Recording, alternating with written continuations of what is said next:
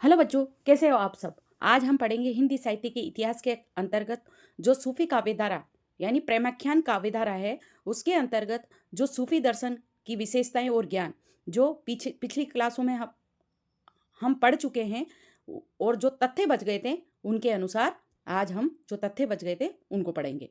तो सूफी दर्शन की विशेषताएं और ज्ञान। प्रकृति चित्रण। सूफी साहित्य में प्रकृति का उद्दीपन रूप का सर्वाधिक चित्रण हुआ है।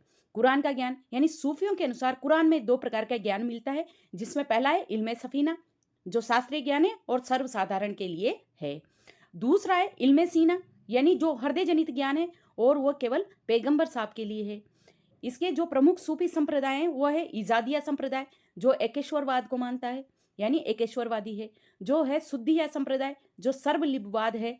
और एक है वजूदिया संप्रदाय जो महत्वपूर्ण भी है, केवल ईश्वर को मानते हैं और सृष्टि के कण कण में ईश्वर का प्रकाश देखते हैं।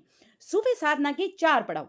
अब देखते हैं कि रामकुमार वर्मा के अनुसार सूफी साधना के चार पड़ाव कौन कौन से हैं। तो देखें कि शरीयत है, शरीयत के बाद है तरीकत, तरीकत के बाद में हकीकत और हकीकत के बाद है मारिफत। लेकिन जो इसका अन्य विद्वानों ने या सूफी संतों ने जो क्रम बताया वह है शरीयत, तरीकत, मारिफत और हकीकत। चर्चित सूफी रचनाएं, उनके रचनाकार और उनकी महत्वपूर्ण पंक्तियां जो परीक्षा की दृष्टि से बहुत महत्वपूर्ण है, उनका कालक्रम और पंक्तियां दोनों ही बहुत महत्वपूर्ण है। तो असाहित ने हंसावली लिखी 1370 ईस्वी में। इसकी जो भाषा है वो राजस्थानी हिंदी है। इसके जो पात्र हैं यानी जो इसके नायक हैं वह है राजकुमार और जो नायिका है वह है हंसावली। और डॉक्टर नगेंद्र के अनुसार यह पहली सूफी रचना है। तो इसको अंडरलाइन कर लें कि डॉक्टर नगेंद्र के अनुसार यह प्रथम सूफी रचना है। फिर दूसरा रचनाकार है मुल्ला दाऊद जिन्होंने लिखी चंदायन 1379 में यानी 1379 में लिखी। इसकी जो भाषा है वह है अवधी। इसके पात्र है लोरिक देव और जो नायिका है वह है चंदा। डॉक्टर रामकुमार वर्मा के अनुसार यह प्रथम रचना है।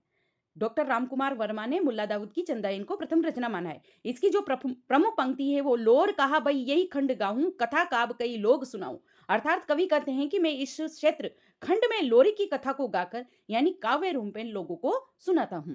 दामोदर कवि जिनका दूसरा नाम ईश्वरदास भी है, उन्होंने लिखी लखन सेन पद्मावती कथा जो 1459 ईस्वी में लिखी गई। इसकी जो भाषा है वह है अवधी। इसकी जो भाषा है वह है अवधि। इसके जो पात्र हैं वह लक्ष्मण सेन है और इसकी जो नायिका है वह है पद्मावती। कवि ने इसे वीर कथा कहा है। ईश्वरदास ने लिखी सत्यवती कथा जो 1501 ईस्वी में लिखी गई। इसकी जो भाषा है वह है अवधि, पात्र है ऋतुपर्ण और सत्यवती। हजारी प्रसाद द्विवेदी के अनुसार यह प्रथम सूफी रचना है। तो इसको भी ध्यान रखें कि हजारी प्रसाद द्विवेदी के अनुसार प्रथम सूफी रचना कौन सी है, तो वह है ईश्वरदास कृत सत्यवती कथा और जिसका प्रकाशन वर्ष है 1501 ईस्वी। इसकी जो प्रमुख पंक्तियां हैं ये पंक्तियां सिकंदर लोदी के समकालीन होने का प्रमाण देती है। भादो मास पोस उजियारा तिथि नौमी ओ मंगलवारा जोगिनीपुर दिल्ली बड़थाना शाह सिकंदर बड़ सुल्ताना। अर्थात भादो महीने के शुक्ल पक्ष यानी उजियारा की नौमी तिथि और मंगलवार का दिन था। योगिनीपुर यानी दिल्ली एक बहुत बड़ा स्थान है जहां पर महान सुल्तान सिकंदर लोदी हैं। फिर पांचवी रचना है कुतुबन की मृगावती जो जिसका रचनाकाल 501 या 503 दोनों में से एक माना जा सकता है। इसकी जो भाषा है वह है अवधि, पात्र है राजकुमार और मृगावती।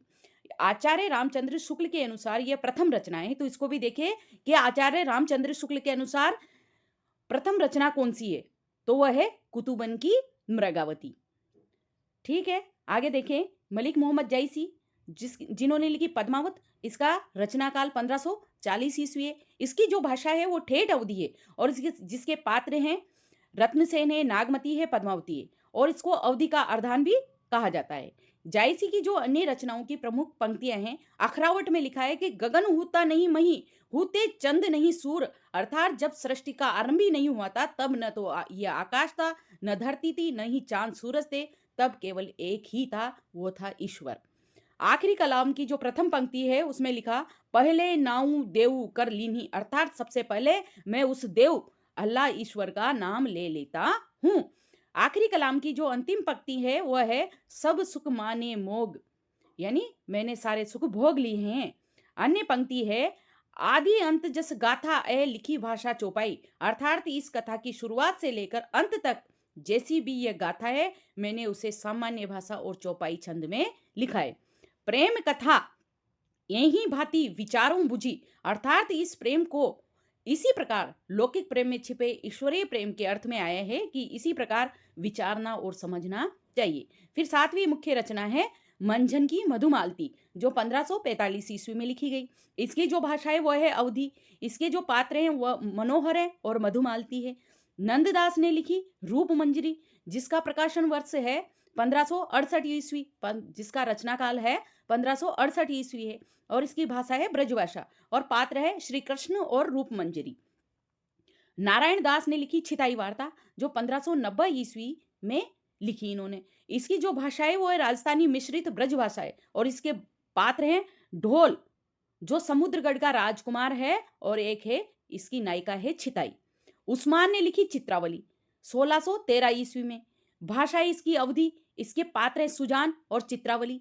इसकी प्रमुख पंक्तियां हैं कि बल दीप देखा अंग्रेजा, तहां जाई जेही कठिन करेजा, मद बारह भोजन जिन केरा, आदि हुता विधि माथे लिखा, अक्षर चारि पढ़े हम सीखा। अर्थात बलदीप यानी इंग्लैंड में हमने अंग्रेजों को देखा, वहां वही जा सकता है जिसका कलेजा मजबूत है। वे मदिरा और वरा यानी सुअर के मांस का भोजन करते हैं, और ब्रह्मा ने हमारे भाग्य में जो लिखा था उसी के अनुसार हमने प्रेम और ज्ञान के ये 4 अक्षर पढ़ना सीखा है। जाकी बुद्धि होई अधिकाई, आन कथा एक कह बनाई। अर्थात जिसकी बुद्धि कुशाग्र होती है वही ऐसी कोई नई कथा बनाकर दुनिया से कह सकता है। कथा एक में ही उपाधि कहत मीठ और सुनत सुहाई। अर्थात मैं अपने हृदय में एक ऐसी कथा रची है जो कहने में मीठी और सुनने में सुखद है। पुहकर कवि ने लिखी रसरतन, जिसका रचना काल है 1618 ईस्वी। इसकी जो भाषा है वह है अवधि। पात्र है रंभा और सोम। रंभा तो नायिका है और सोम है नायक। शेख नबी ने लिखी ज्ञान दीपक, जो 1619 ईस्वी में लिखी। इसकी जो भाषा है वह अवधि है। पात्र हैं ज्ञानदीप और देवजानी।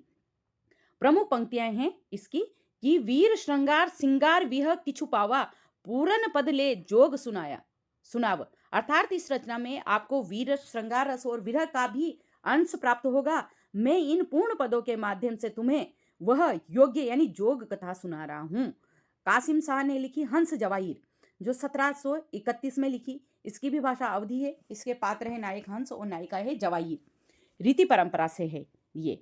प्रमुख पंक्ति है ऊंच संग ऊंच मन भावा, तब भा ऊंच ज्ञान दृष्टि पावा, ऊंचा पंथ प्रेम का होई, तेहि महम ऊंच भय सब कोई। अर्थात जब महान लोगों का साथ मिलता है तब मन भी श्रेष्ठ हो जाता है, ज्ञान की उच्च दृष्टि प्राप्त होती है और प्रेम का मार्ग ही सबसे ऊंचा होता है। जो इस पर चलता है वह महान हो जाता है।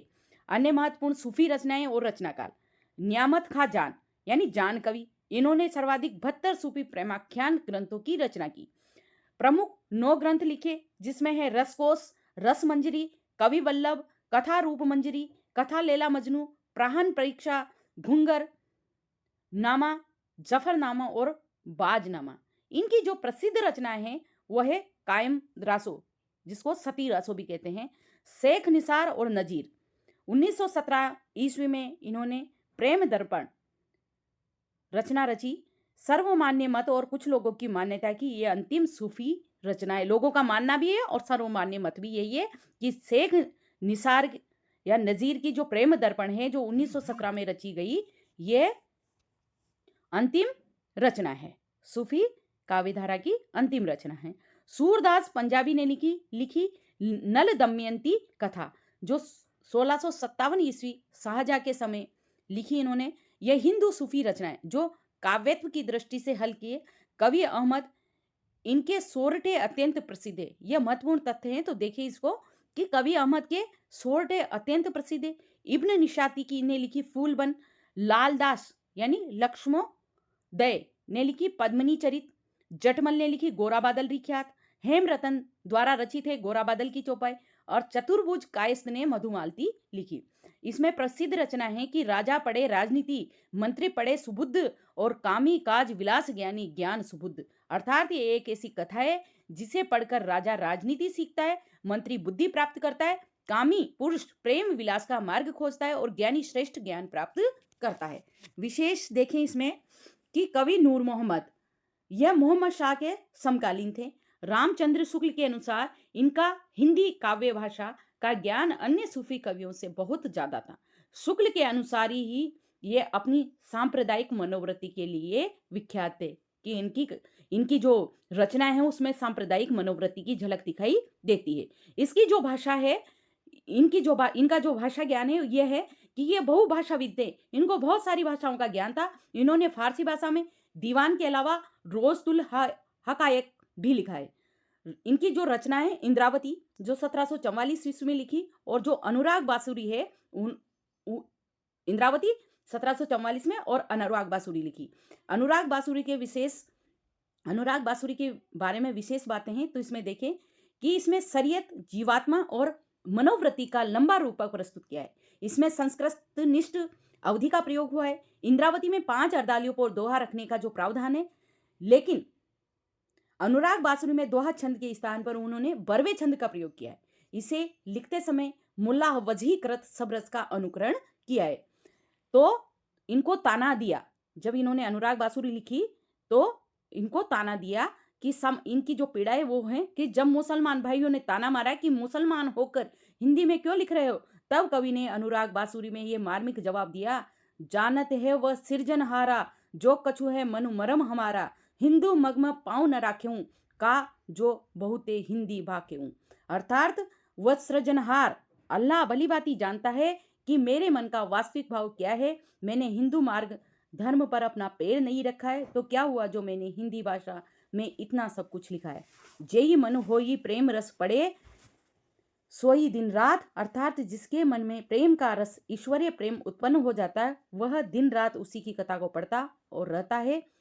जो भाषा का सूक्ष्म ज्ञान है वो अवधि तो उकारांत शैली में लिखी गई, ब्रज ओकारांत शैली में लिखी गई है और खड़ी बोली आकारांत शैली में लिखी गई है।